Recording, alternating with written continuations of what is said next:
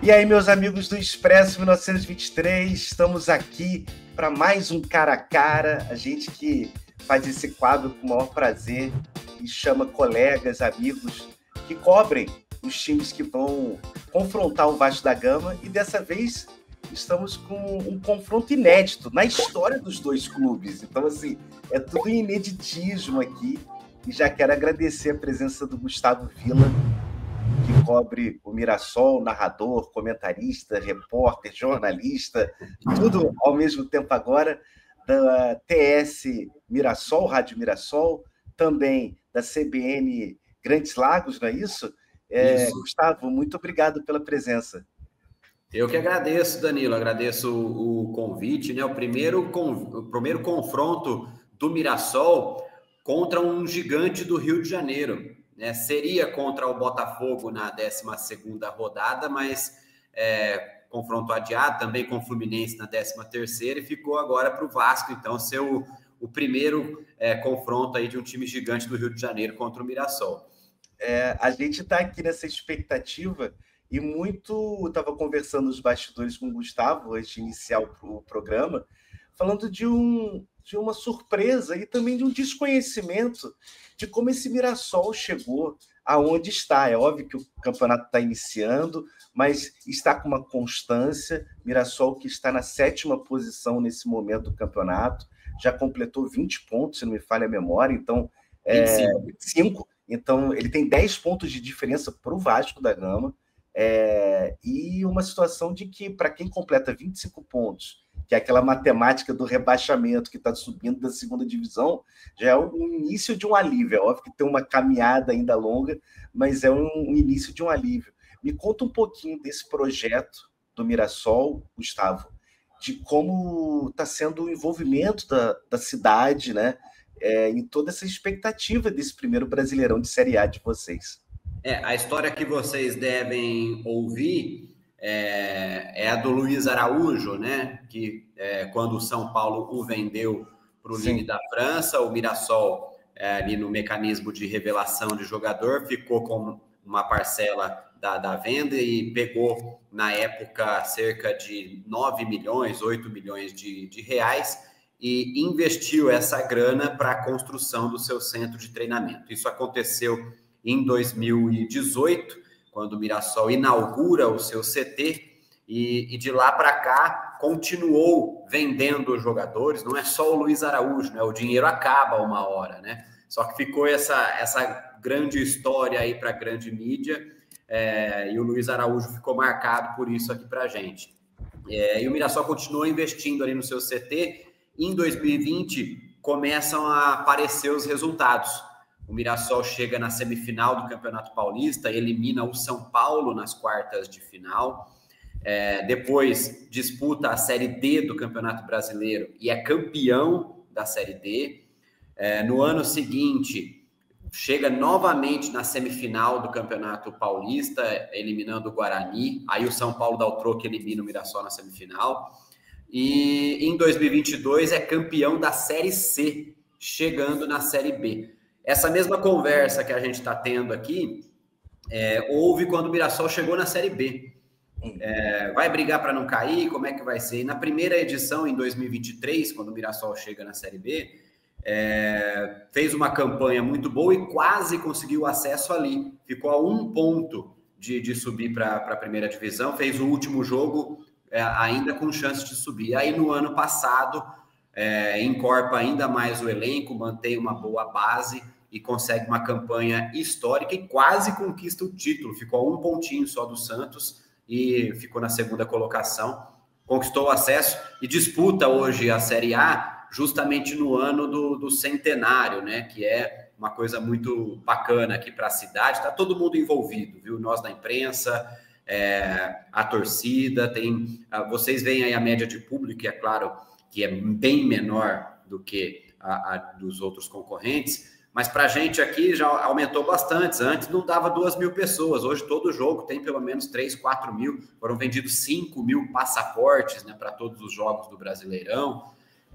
Então está sendo muito bom, muito positivo para a cidade. O Mirassol está disputando a Série A. E a gente, não sei se você teve a oportunidade, Gustavo, antes da gente partir para o famigerado cara a cara, o empate entre os times, a gente teve, semana passada, uma coletiva do Pedrinho, né? Você sabe bem, o momento do Vasco sempre de altos e baixos, é um clube efervescente, em que a torcida é a que mais apoia, mas também bota pressão, é um panelão sempre pegando fogo. E o Pedrinho menciona o Mirassol na coletiva, falando, dependendo, colocar os jogadores do Mirassol no Vasco, a coisa não funcionaria. Como é que foi recebido isso aí? E se você concorda com essa temática, isso é, a pressão de um time do interior de São Paulo é menor do que de um gigante do Rio de Janeiro, que vem de uma década com dificuldade de ter uma estabilidade. Como é que foi recepcionada essa fala do Pedrinho? Você sabe, eu vi ao vivo ele falando isso, e na hora eu concordei com ele, eu concordo, ele tem toda a razão, eu só achei infeliz a colocação no sentido de mencionar um time como o Mirassol, não por nada assim, mas ele poderia ter mencionado qualquer outro ou simplesmente não ter falado nada, né? Não ter mencionado nenhum time ali. Mas para a gente aqui, eu concordei totalmente com ele, tem toda a razão. O Mirassol, os jogadores do Mirassol, se fossem anunciados pelo Vasco, certamente a torcida não ficaria contente de o Vasco está trazendo o Chico da Costa. Isso. Quem é Chico da Costa? Os torcedores do Vasco vão dizer, né? A gente do Mirassol aqui traz o Chico da Costa e fica muito contente, porque a gente vai lá e vê que é um cara que tem qualidade para o tamanho que tem o Mirassol. Dito tudo isso, vamos ao cara a cara. Um cara a cara que, para a gente, vai ser uma surpresa. Já começa na primeira posição do goleiro. Porque o Léo Jardim é um fominha. Léo Jardim é um cara que não dá espaço. São 91 jogos consecutivos do Léo Jardim em Campeonato Brasileiro. E ele foi expulso daquela forma bizonha, a gente discutindo a resposta da CBF também, a câmera mostrando que ele pediu para que o massagista entrasse, o árbitro não deixou. Então, esse bafafá todo, independente, o Mirassol deu sorte. Daniel Fusato que vai fazer, pelo Brasileirão, Gustavo, a sua estreia no sentido de titularidade. Ele entrou lá nos minutos finais contra o Internacional. Como é que está o Walter, eterno goleiro do Corinthians, depois passou pelo Cuiabá, como é que está ele nessa experiência no Mirassol? Então, o Walter chegou e o Alex Muralha era o dono da posição. O Muralha fez uma Série B o ano passado excelente, foi o goleiro, passou 24 jogos na Série B sem tomar gol. Então, ele estava muito bem aqui no Mirassol. Então, a princípio, o Walter chega e não joga, né? Fica no banco, ele chega com uma contusão na mão também, demorou um pouquinho para ele estar em condições. E aí, quando chega o técnico Rafael Guanais para o início do Brasileirão, ele mantém o Muralha nas primeiras rodadas e ele coloca o Walter para jogar justamente no jogo contra o Red Bull Bragantino, na 7ª rodada. O Mirassol perde esse jogo, mas o Walter faz uma partida praticamente impecável. E na entrevista coletiva pós-jogo, o Guanais revela que o Walter iria ser o titular até a parada para o Mundial no jogo contra o Sport na 11ª rodada. E Caramba. Que depois do Mundial ele definiria quem seria o titular. Depois da parada, o Walter continuou o titular e ele tem feito partidas assim muito boas. O jogo contra o Corinthians, que ele defende o pênalti do Memphis. No jogo passado contra o Vitória, ele evitou uma derrota do Mirassol, a primeira que seria no seu estádio. Então, ele está sendo um goleiro muito importante, é um dos melhores jogadores do time. Nessa disputa aí, eu vou pegar leve e dou um voto para o Walter também, porque eu não conheço o Daniel Fusato. E, para falar a verdade, Gustavo, o vascaíno realmente não conhece o Daniel Fusato. Vai ser realmente o primeiro teste para valer e um grande teste, uma necessidade do Vasco de pontuar ao mínimo no Mirassol. Vai ser uma pressão grande em cima do goleiro. E aí, se fosse Léo Jardim contra Walter, a gente não teria dúvida nenhuma aqui, né? Mas agora não tem como. O Walter fazendo o campeonato que está fazendo. E agora vem para um outro jogador do Vasco, né? Que está fora, que eu vou te falar que é um dos grandes jogadores do Vasco, que normalmente, quando a gente conversa com o pessoal dos outros times, dos outros clubes, levam ele meio que não é tão bom assim. Mas o vascaíno sabe da potência do Paulo Henrique, o PH, um cara que é muito veloz, um cara que recupera, faz assistência, chuta para gol, mas o Paulo Henrique está suspenso. Então, o Vasco deve vir de um jogador que há muito tempo não entra em campo, que é o Puma Rodrigues, o Pumito uruguaio. Já o Mirassol vem com o Lucas Ramon.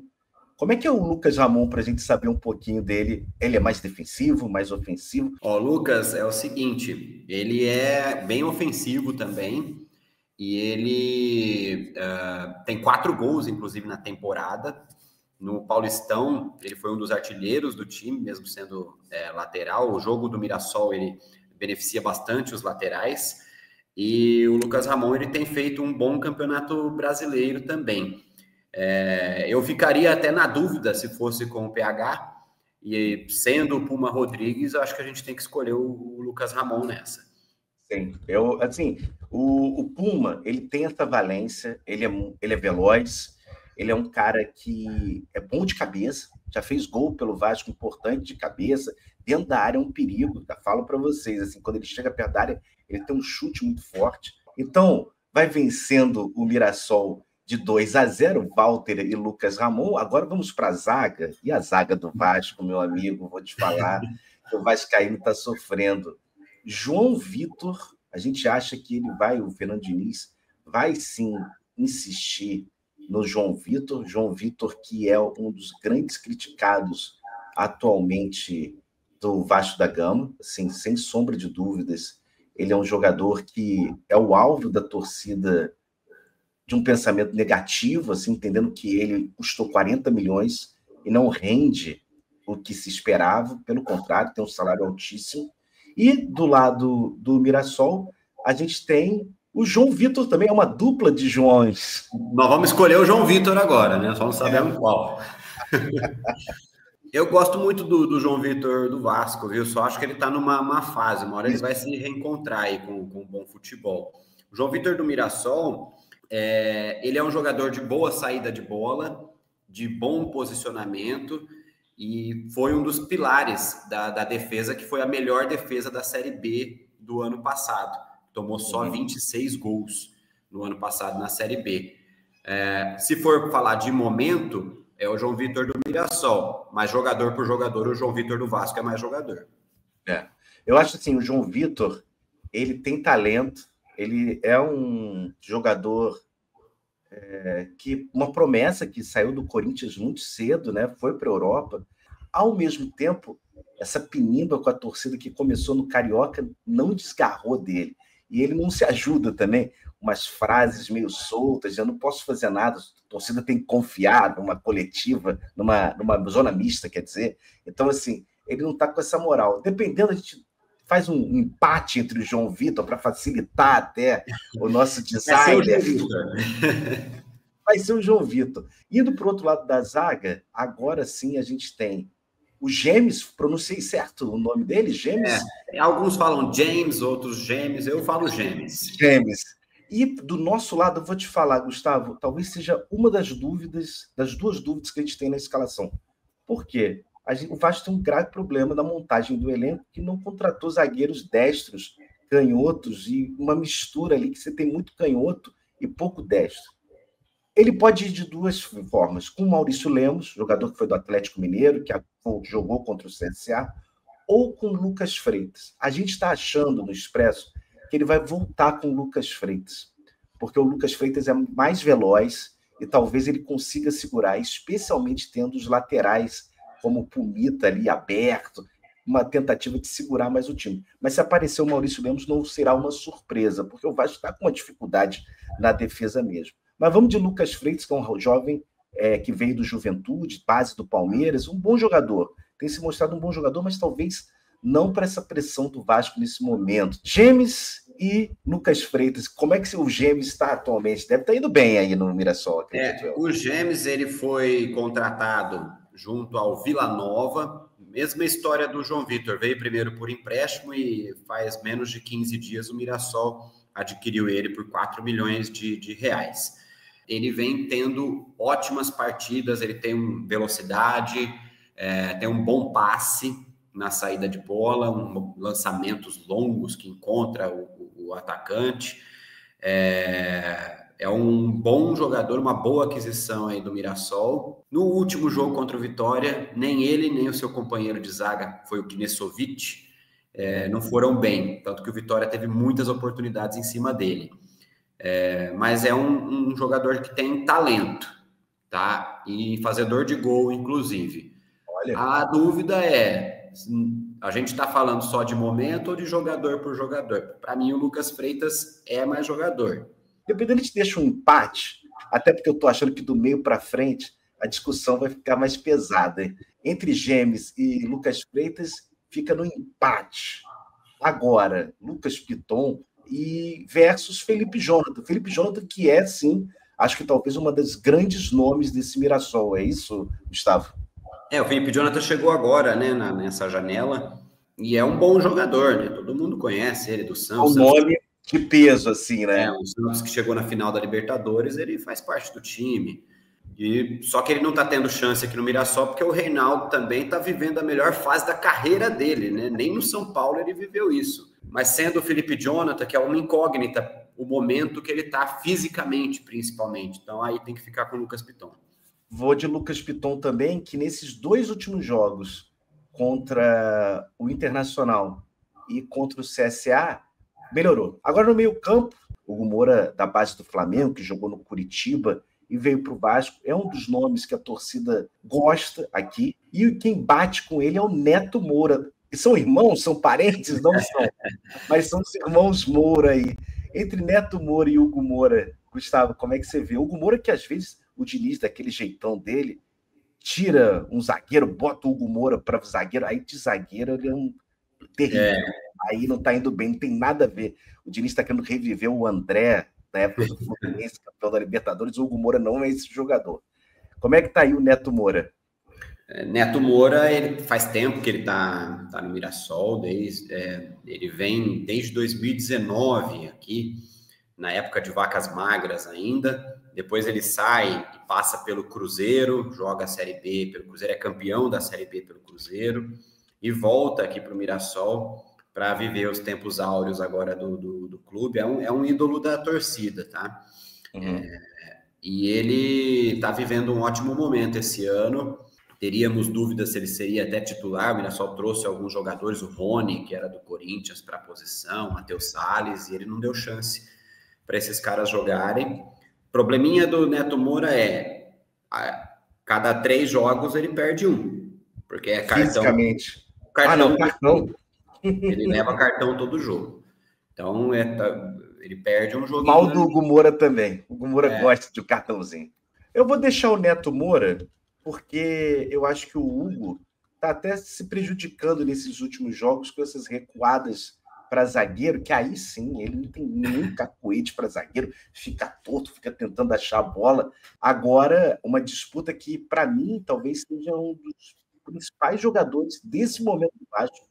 Gustavo, a gente está falando do Tietê, que trabalhou com o Diniz no São Paulo, e ele, desses jogadores que vieram do início do ano, talvez agora está desabrochando e jogando seu melhor futebol. Ao mesmo tempo, eu já vejo pelo seu sorriso que teremos um embate com o Danielzinho, que deve ser aquele motorzinho do Mirassol. Já estou achando, hein? A briga é boa, viu? Porque, assim, o Danielzinho é o melhor jogador do Mirassol. Tanto que, no jogo passado, ele estava suspenso. Depois de 49 jogos consecutivos, ele desfalcou o Mirassol. Sim. E o Mirassol não jogou bem contra o Vitória. Foi o primeiro jogo que o Mirassol não jogou bem após a volta aí do Mundial, e o Mirassol merecia perder esse jogo pela falta do Danielzinho. Aquele camisa 8, sabe aquele cara chato que corre o campo inteiro, que não dá sossego na marcação e que aparece lá no ataque para dar uma assistência. Ele não é de muitos gols, não, mas ele sempre está presente, é o cara onipresente no campo. Ao mesmo tempo, o Tietê, eu gosto muito do estilo dele, é um jogador diferenciado, desde a época do Audax, você já via que tinha um toque refinado. A briga é muito boa aí para mim, viu? Eu vou dar essa chance pro Danielzinho, até para ver esse jogo dele, porque quando tem aquele jogador, né, que quando joga mal, o time todo sente. A impressão que dá é que o Danielzinho é esse motorzinho. Vamos para os meias. Uma disputa fica entre o Gabriel, né, como você falou, que passou pelo Flamengo, não foi bem no Flamengo, né? Tinha uma expectativa alta sobre o Gabriel e não foi bem. E o Felipe Coutinho. Como é que está o Gabriel nesse momento do Mirassol? Gabriel já ganhou status de ídolo aqui também. E ele está jogando bem, assim. No ano passado ele foi muito importante no acesso, fez gols, deu assistências. E ele, quando o treinador não sabe o que fazer no time, coloca o Gabriel na função. Põe o Gabriel de ponta, põe o Gabriel de... É um coringa, né? De segundo volante. Até de primeiro volante ele já jogou aqui. Caramba. Agora, a briga com o Coutinho não tem como, né? O Coutinho é um extra classe, então tem que ser ele ali. A gente sabe da qualidade do Coutinho, mas é um jogador também que esse ano está jogando mais bola do que ano passado, quando ele volta para o Vasco. Por isso que eu também concordo com o Coutinho. Agora vamos falar de ataque. E aí, Nuno Moreira contra Negueba. E esse Negueba... O Nuno vai fazer a esquerda ou a direita? Vai fazer a esquerda. Então aí é contra o Edson Carioca, na verdade. O Edson Carioca. O Nuno é também uma das contratações positivas do Vasco. Um jogador com talento, um jogador que bate muito bem na bola, só que tem a questão física. Ele não aguenta o segundo tempo. Isso já está sendo Ontem, na coletiva do Diniz, teve um repórter que perguntou para ele: o Nuno tem alguma questão física e tal? E o próprio Diniz, assim, curiosamente, falou: eu não sei. Assim, meio que eu também quero saber. Como é que é essa disputa para você, Gustavo, com o Carioca? Eu até corrigi aí, porque o Negueba é quem faz a direita. A direita. E o Edson Carioca. Na verdade, o Edson Carioca, ele é um jogador diferente do que o Mirassol está acostumado a ter aqui. Ele é muito parecido com o David, com o DVD. É um jogador forte fisicamente, troncudo, poderia até ser um centroavante. Isso. E ele tem muita velocidade e poder de finalização. É muito parecido com o David mesmo. Ele fez o gol do Mirassol no último jogo, e ele tem um arranque muito grande no jogo que o Mirassol fez contra o Atlético Mineiro. Ele pega a bola no meio campo, passa por 3 zagueiros, mas ele não passa driblando, ele atropela os caras. Caramba! E vai de cara pro gol e faz o gol. Eu vou de Edson Carioca, porque o Nuno vem numa decrescente e acho que essa questão física do Nuno pode até pegar. A gente ficou conversando, será que ele vai deixar o Nuno no banco e não o DVD, né? Agora, do outro lado, vamos da ponta esquerda, que aí é a grande promessa do Vasco, né? Menino Ryan. E para vocês é o Negueba, é isso? O Negueba que não é o Negueba que era do Flamengo. Isso. O primeiro Negueba, vamos dizer Vamos deixar claro, né? Não é esse. É outro. Esse Negueba nosso, ele tem 25 anos só. E tá no Mirassol desde a Série C. Caramba. Então, é ídolo da torcida também. O Negueba, ele é assim, ó. Ele tem muita velocidade, ele corre o campo todo, ele ajuda muito, é o chamado assistente de lateral, né?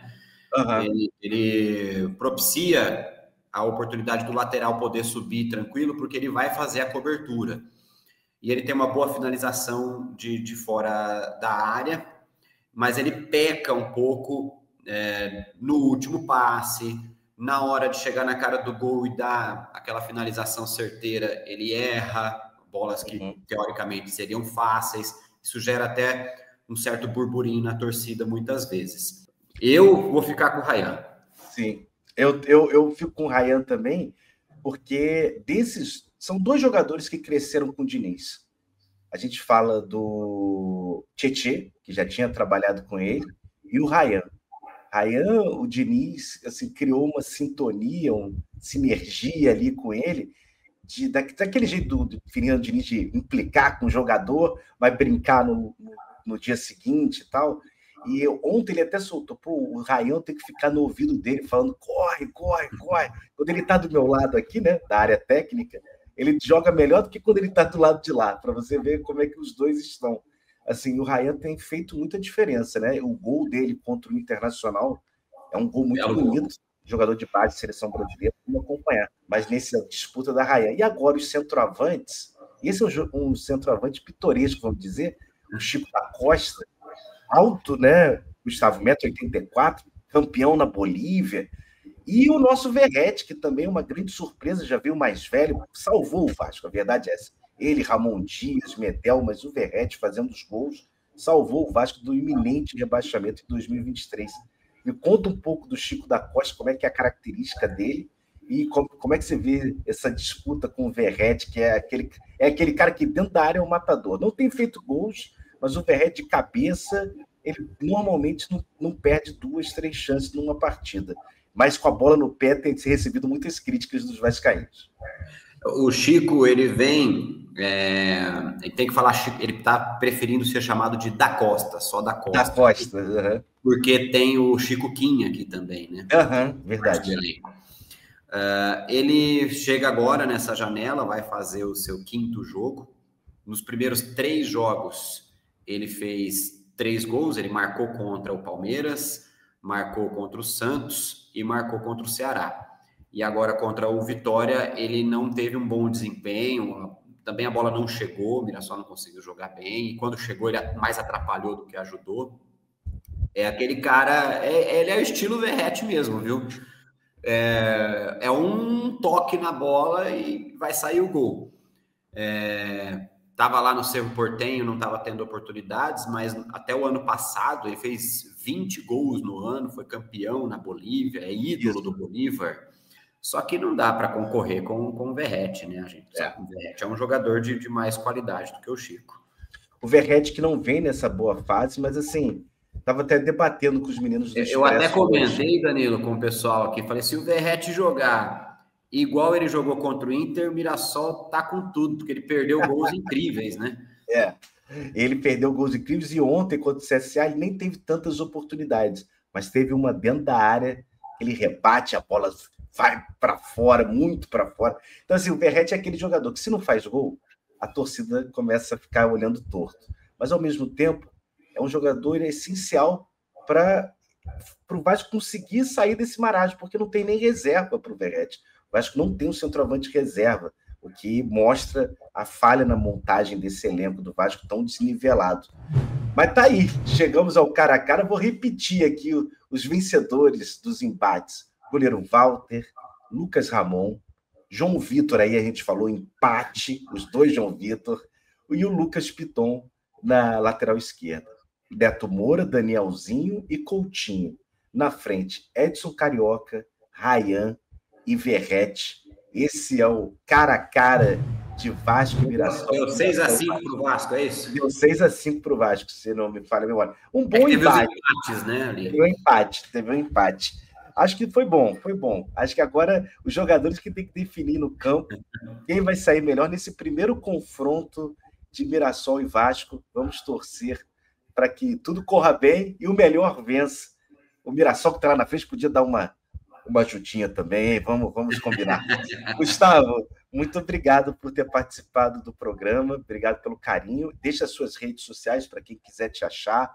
E quando você vier para o Rio, se vier para o Rio para cobrir o Mirassol, a gente se encontra em São Januário na Barreira para tomar aquela pós-jogo. Opa, estamos pensando em ir agora para o jogo do Flamengo, que é na próxima rodada no Maracanã. Boa.